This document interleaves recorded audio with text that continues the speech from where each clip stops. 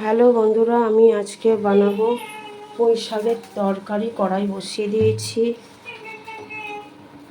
আমি এখন দিয়ে দেবো সরিষার তেল। তোমাদের মাপ মতন তোমরা দিও, আমার মাপ মতন আমি দিচ্ছি।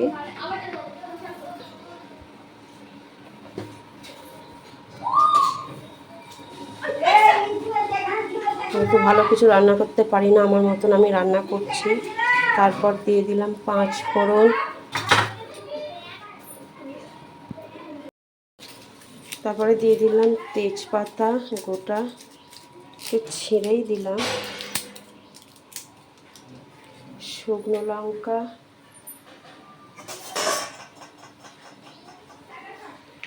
একে সবজি দিয়ে দেবো। এখানে আছে কুমড়ো, ঝিঙে, পটল, সব সবজি কটাই একসঙ্গে আমি দিয়ে নাড়তে থাকবো।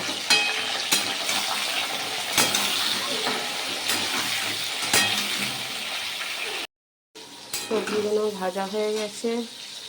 আর এখানে কাঁচা লঙ্কা বাটা, আদা বাটা আর জিরে বাটা আছে। পর দিয়ে দেবো 1 চামচ মতন হলুদ, পর দিয়ে দেবো 1/2 চামচ মতন লবণ,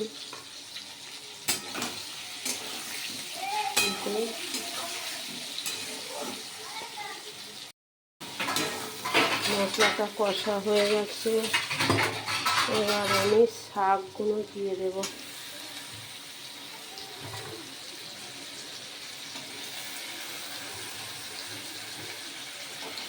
শাকগুলো দেওয়া হয়ে গেছে।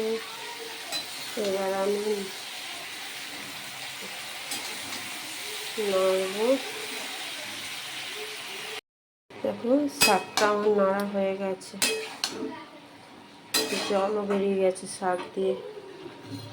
আমি এবার অল্প করে জল ঢেলে দেবো।